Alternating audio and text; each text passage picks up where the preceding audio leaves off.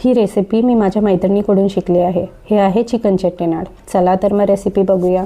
1 kilo चिकनला हळद, मीठ, vinegar आणि चिकन मसाला लावून मॅरिनेट करून घेतलं। मग एका तव्यामध्ये तूप टाकून हे सर्व जे गरम मसाले आहेत ते आणि अद्रक, लसूण आणि खोबरं हे सगळं तेलामध्ये चांगलं भाजून घेतलं। त्यामध्ये नंतर कोथिंबीरही टाकली, त्यामुळे ग्रेव्हीला छान असा कलर येणार आणि टेस्टही येणार। कोथिंबीरची खूप छान येते। नंतर कढईमध्ये तेल टाकून त्यामध्ये तूप टाकून त्यामध्ये तमालपत्र, कढीपत्ता, 2-3 मिरच्या आणि कांदा टाकून घेतला आणि मग टोमॅटोही टाकून घेतला।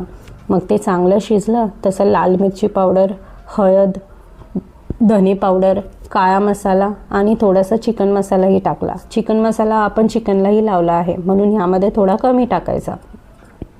मग हे शिजल्यानंतर त्यामध्ये आपण जे वाटण करून घेतलं आहे खोबऱ्याचं ते टाकून घ्यायचं आणि चिकन त्यामध्ये चांगलं टॉस करून घ्यायचं। हे बघा अशा प्रकारे। त्यानंतर ह्याला झाकण लावून शिजू द्यायचं। हे बघा छानपैकी अर्ध चिकन शिजलं आहे आणि वाटणालाही चांगलं तेल सुटलं आहे। ह्यामध्ये आता आपलं वाटण चांगलं तयार झालं आहे आणि शिजलं आहे। आता ह्यामध्ये आपल्याला चिकन शिजण्यापुरतंच पाणी टाकायचं आहे, जेवढं आपल्याला ग्रेव्ही हवं आहे आणि हे थोडंसं सुक्कच बनतं आणि ते छानच लागतं। हे बघा झाली आपली ग्रेव्ही तयार। कशी वाटली तुम्हाला रेसिपी? आवडल्यास मला कमेंट करा, लाईक करा, शेअर करा आणि माझ्या चॅनलला सबस्क्राईब करा।